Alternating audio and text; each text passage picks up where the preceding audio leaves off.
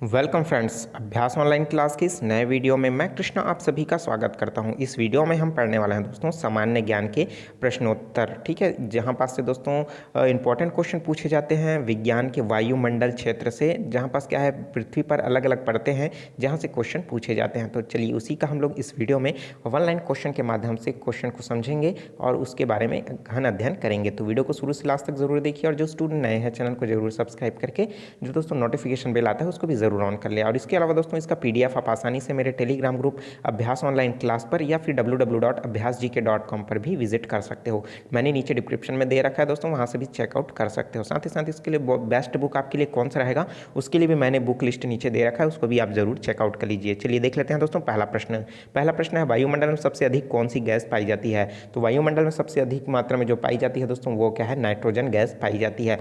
अगर दोस्तों वायुमंडल की जगह दोस्तों पूरे ब्रह्मांड में कहा जाए तो ब्रह्मांड में दोस्तों आपका हाइड्रोजन गैस पाया जाता है। ठीक है, अब दोस्तों जब वायुमंडल में नाइट्रोजन पाया जाता है उसके बाद कौन सी गैस पाई जाती है, वो पाया जाता है ऑक्सीजन। उसके बाद दोस्तों का अगला जो है कार्बन डाइऑक्साइड है, आर्गन है, क्रिप्टॉन है, अलग अलग जितने भी हैं वो पाया जाता है। अगला प्रश्न है वायुमंडल का स्थायी तत्व क्या है। तो दोस्तों वायुमंडल का जो स्थायी तत्व क्या है वो जल व वाष्प। जब जो है दोस्तों भाप जो है गर्म हो जाता है, पानी जब गर्म हो जाता है तो वो भाप बनकर ऊपर उठने लगता है। तो जब बादल में क्या होता है जल वाष्प बन जाता है, वही क्या कहलाता है आपका बादल जो है जल वाष्प कहला जाता है। जब उसकी मात्रा बढ़ जाती है तो उसके बूंद जो है कण के आकार जो है बहुत बड़े बड़े हो जाते हैं। तो जो ग्रेविटी है उसकी जब वजन की वजह से दोस्तों वो क्या हो जाता है बारिश के रूप में नीचे गिरने लगता है। अगला प्रश्न देख लेते हैं पृथ्वी का वायुमंडल किसके द्वारा गर्म होता है। तो दोस्तों पृथ्वी का जो वायुमंडल जो गर्म होता है वो विकिरण द्वारा होता है। ठीक है, विकिरण कैसे मिलता है दोस्तों, वो सनलाइट से मिलता है। ठीक है, वायुमंडल गर्म होने का एक ही कारण है सन है, और सन से क्या होता है जो बहुत सारे प्रकाश आते हैं, प्रकाश के माध्यम से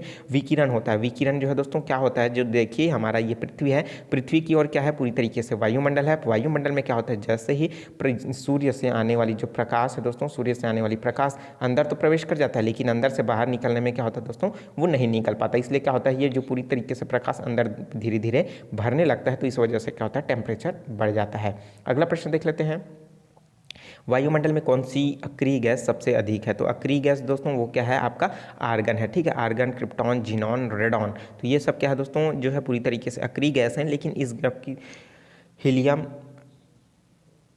neon, argon, krypton, xenon, radon, ठीक है, ये सभी के सभी क्या है दोस्तों जो पूरी तरीके से अक्रिय गैस की श्रेणी में आता है। आपको अगर पीरियोडिक टेबल देखोगे दोस्तों तो आपको जो है लास्ट में ये जो है कॉलम देखने को मिलेगा। तो अगर वातावरण की बात करें दोस्तों तो जो है वायुमंडल में सबसे ज़्यादा दोस्तों आर्गन जो गैस है वो जो है उपस्थित है। इसके अलावा जो आपका जिनॉन है, कौन सा दोस्तों जिनॉन अक्रिय गैस, ये वातावरण में उपस्थित नहीं है, इसको वैज्ञानिकों द्वारा तैयार किया जाता है और इसका उपयोग है दोस्तों मेडिसिन में प्रयोग किया जाता है। ठीक है, आर्गन का उपयोग दोस्तों विद्युत बल्ब में भी किया जाता है। ठीक है, चलिए अगला प्रश्न देख लेते हैं कौन सी गैस ग्रीन हाउस प्रभाव के लिए उत्तरदायी है। तो कौन सा गैस है दोस्तों ग्रीन हाउस प्रभाव के लिए उत्तरदायी, वो है कार्बन डाइऑक्साइड। कार्बन डाइऑक्साइड क्या करता है ताप को बढ़ाने के लिए उपयोगी भी है दोस्तों बहुत जगह, लेकिन बहुत जगह उपयोगी भी नहीं है। वातावरण के हिसाब से दोस्तों ग्रीन हाउस प्रभाव जो है बहुत ही जो है दोस्तों हानिकारक है। ठीक है, लेकिन ग्रीन हाउस प्रभाव जो खेती के लिए दोस्तों जैसे तंबू लगा करके जो है जो है पौधे तैयार किए जाते हैं, जहाँ पास क्या होता है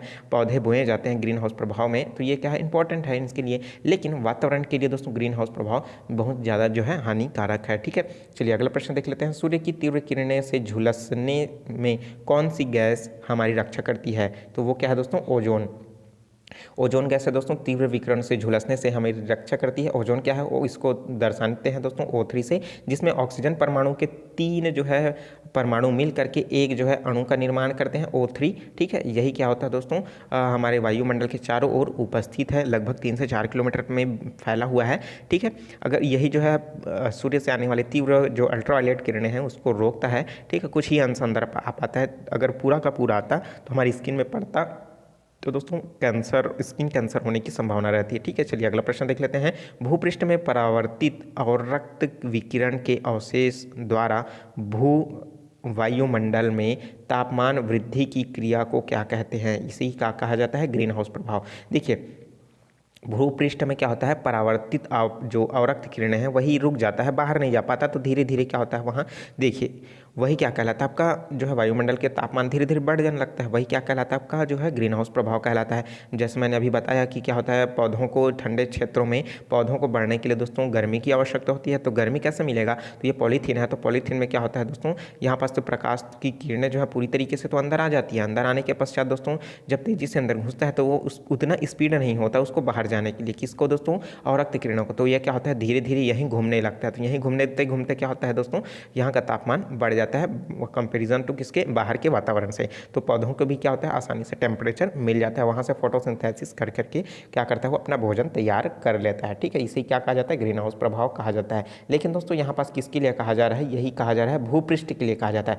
ये ग्रीन हाउस जो घर है उसके लिए नहीं कहा जा रहा है, पूरी पृथ्वी के लिए कहा जा रहा है। तो ये क्या है, इसके लिए दोस्तों हानिकारक होता है। ठीक है, चलिए अगला प्रश्न देख लेते हैं। वायुमंडल में नाइट्रोजन की मात्रा कितनी है, तो 78% जो है दोस्तों नाइट्रोजन की मात्रा है। पहला क्वेश्चन मैंने अभी बताया था कि सब वायुमंडल में सबसे ज़्यादा क्या है, वो है नाइट्रोजन गैस है। ठीक है, अगला प्रश्न देख लेते हैं। क्षोभ मंडल की धरातल से औसत ऊंचाई कितनी है, तो वो है दोस्तों 14 किलोमीटर है। आपको पता होगा कि पृथ्वी की जो सबसे पहली परत होती है जिसको क्या कहा जाता है, क्षोभ मंडल कहा जाता है, जहाँ पास हम रहते हैं, नदी बहती है, ठीक है, पानी वर्षा होती है, बारिश होती है, वो सब कहाँ होता है, क्षोभ मंडल में होता है। किस क्षेत्र को संवहन मंडल भी कहा जाता है, तो क्षोभ मंडल को ही आपका संवहन मंडल के नाम से जाना जाता है। तो आप घबराइए मत, आपको पता होना चाहिए कि संवहन मंडल के नाम से किसे जाना जाता है, क्षोभ मंडल को ही जाना जाता है। अगला प्रश्न देख लेते हैं। पृथ्वी के वायुमंडल का सबसे अधिक घनत्व कहाँ होता है, तो पृथ्वी के वायुमंडल का सबसे अधिक घनत्व जो होता है क्षोभ मंडल में ही होता है। ठीक है, क्षोभ मंडल क्यों होता है, क्योंकि वो ग्रेविटी के सबसे निकट होता है ना भाई।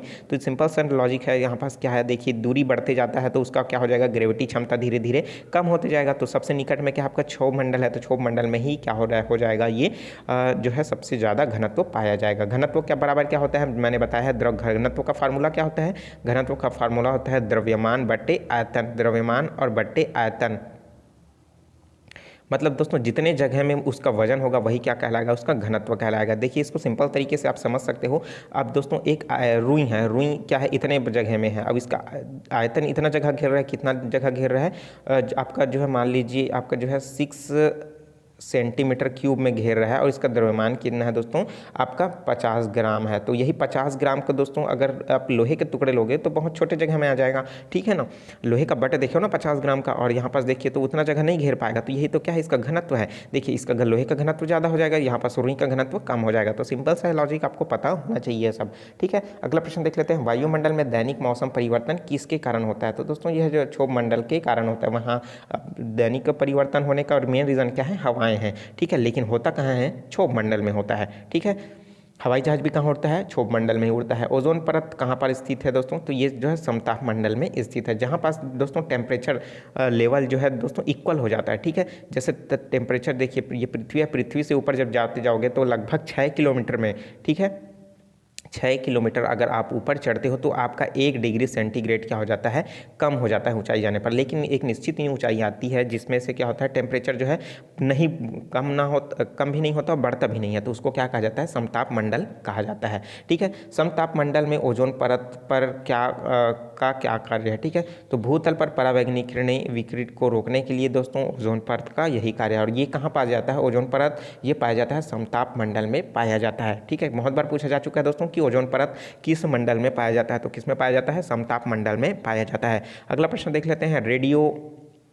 दीर्घ रेडियो तरंग पृथ्वी के किस भाग से परावर्तित होते हैं, तो दोस्तों ये जो परावर्तित होता है आयन मंडल से परावर्तित होता है। आयन मंडल क्या होता है, जिसमें प्लस माइनस एक जो है रहता है। ठीक है, देखिए यहाँ से क्या हो जाएगा, रेडियो की रिसीवर को जो है यहाँ से भेज रहा है, ठीक है, हमको रिसीव यहाँ करना है, तो क्या करेगा, ये ऊपर जाएगा, ऊपर जाने के बाद जो आयन मंडल है, आयन मंडल से क्या हो जाएगा, जो है ये जो है पूरी तरीके से रिफ्लेक्ट होकर हमारे तक पहुँच जाएगा। ठीक है, तो ये क्या हो जाएगा, अब चूंकि क्या है रेडियो तरंग है, तो रेडियो तरंग की जो वेवलेंथ है वो क्या होती है, सबसे ज़्यादा होती है। सबसे वेवलेंथ क्या होता है, कोई एक आयाम शीर्ष का और एक आयाम जो है गर्त का, आयाम और गर्त। ठीक है, तो ये क्या हो जाएगा, अधिकतम ऊंचाई जो है शीर्ष और नीचे का गर्त, इन दोनों की जो बीच की दूरी है वही क्या कहलाता है, इसको क्या कहा जाता है दोस्तों, आपका वेवलेंथ कहा जाता है, तरंग दैर्घ्य के नाम से जाना जाता है। उसको नापने के लिए जो इकाई होता है वो एंगस्ट्रॉन होता है। ठीक है, इसको एक की पावर जो डॉट है उससे दर्शाया जाता है। ठीक है, एंगस्ट्रॉन से।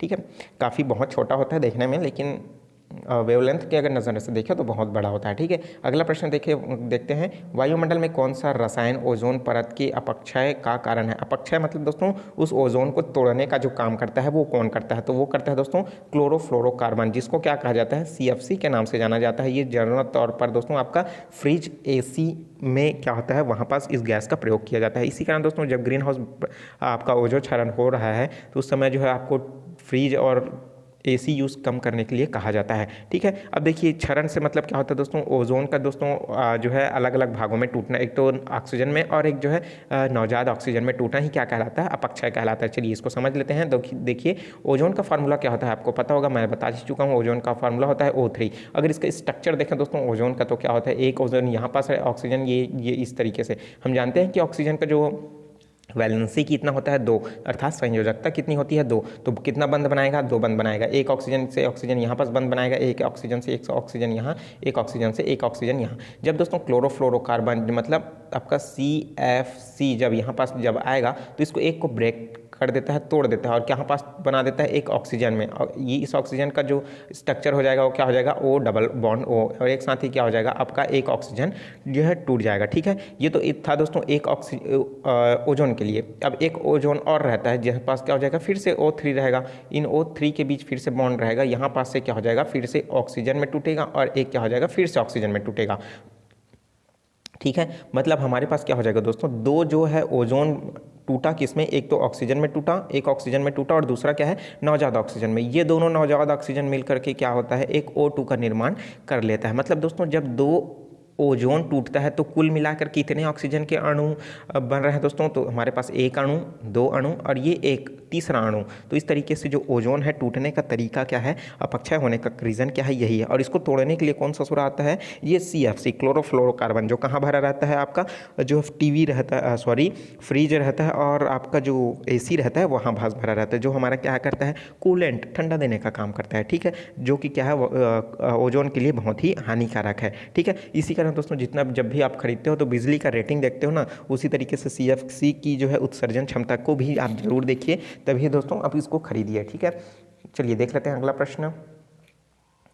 वीडियो कैसा लग रहा है दोस्तों, वीडियो अच्छा लग रहा है जरूर लाइक कर दीजिए और चैनल को सब्सक्राइब नहीं किया जरूर सब्सक्राइब कर लीजिए। चलिए अगला प्रश्न देख लेते हैं, वायुमंडल के किस भाग में जल वाष्प की कुल मात्रा का 90% भाग विद्यमान रहता है? आपको पता ही होगा, मैंने ऊपर बताया कि वायुमंडल में सबसे ज़्यादा क्या होता है, स्थायी जो है स्टेबल रहता है वो है जल वाष्प, और 90% जो भाग है विद्यमान रहता है। ठीक है, वो कहाँ रहता है, क्षोभ मंडल में ही रहता है। ठीक है, चलिए अगला प्रश्न देख लेते हैं, वायुमंडल का कौन सा भाग रसायन मंडल का एक भाग है? तो रसायन मंडल का एक भाग क्या है, ओजोन मंडल है, जो कि कहाँ पास पाया जाता है दोस्तों, समताप मंडल में पाया जाता है। कौन पाया जाता है, ओजोन मंडल पाया जाता है। ठीक है, और इसमें बता दो दोस्तों ओजोन दिवस कब मनाया जाता है, 16 सितंबर को मनाया जाता है। 16 सितंबर को ओजोन दिवस मनाया जाता है, अंतर्राष्ट्रीय ओजोन दिवस ना, अलग से भारत पर्टिकुलर एक जो है राष्ट्रीय ओजोन मंडल दिवस नहीं मनाता है। ठीक है, वो क्या मनाया जाता है, अंतर्राष्ट्रीय ओजोन दिवस के रूप में मनाया जाता है 16 सितंबर को। बहुत बार पूछा जा चुका है दोस्तों। ठीक है, अगला प्रश्न देख लेते हैं, हवाई जहाज उड़ाने के लिए कौन सा मंडल उपयुक्त है? तो दोस्तों हवाई जहाज उड़ाने के लिए उपयुक्त जो है समताप मंडल है, लेकिन जो हेलीकॉप्टर उड़ता है दोस्तों वो क्या है, आपका क्षोभ मंडल में उड़ता है। ठीक है, अगला प्रश्न देख लेते हैं, वायुमंडल के नीचे वाली परत क्या कहलाती है? देखिए प्रश्न को घुमा घुमा करके पूछा है, तो वायुमंडल का जो नीचे वाला परत होता है उसको क्षोभ मंडल कहते हैं भाई। ठीक है, तो इस तरीके से दोस्तों 20 इंपॉर्टेंट क्वेश्चन मैंने आपको बताया और इसके अलावा दोस्तों बहुत सारी जानकारी आपको बताई। वीडियो कैसा लगा कमेंट करके ज़रूर बताइए, और जो चीज़ समझ नहीं आता उसको डेफिनेटली जरूर पूछा कीजिए दोस्तों। जब तक आपका के मन में डाउट है, आपके मन में डाउट आता रहेगा मतलब आप पढ़ रहे हैं, तो बिना पढ़े दोस्तों डाउट बिल्कुल भी नहीं आएगा। तो आप रेगुलर पढ़ते रहिए, कंटिन्यू पढ़ते रहिए, कमेंट करके पूछते रहिए। मेरे टेलीग्राम ग्रुप अभ्यास ऑनलाइन क्लास में जुड़िए, इसका PDF डाउनलोड कर लीजिए। ठीक है, आपके पास रहेगा तो आप जब मन करेगा आप पढ़ सकते हो, या फिर दोस्तों इसका जो है वीडियो आप लगातार देखते रहिए कंटिन्यू, इसी तरीके का अच्छा ज्ञानवर्धक वीडियो मैं लाते रहता हूँ। तो वीडियो को जरूर लाइक कर दीजिए, और जो स्टूडेंट नए हैं चैनल को जरूर सब्सक्राइब करके नोटिफिकेशन बेल को भी जरूर ऑन कर ले, ताकि इसी तरीके का ज्ञानवर्धक वीडियो आपको मिलता रहेगा। तो मिलते हैं दोस्तों नए वीडियो में नए जानकारी के साथ। इससे पहले दोस्तों आपके लिए कॉम्पिटिशन एग्जाम के लिए कौन सा बुक बेस्ट रहेगा मैथमेटिक्स के लिए और साइंस के लिए, मैंने नीचे डिस्क्रिप्शन में दे रखा है लिंक, वहाँ से जरूर चेकआउट कर लीजिए। मिलते हैं नए वीडियो में नए जानकारी के साथ, तो मुझे दीजिए इजाजत। Take care, all the best, जय हिंद।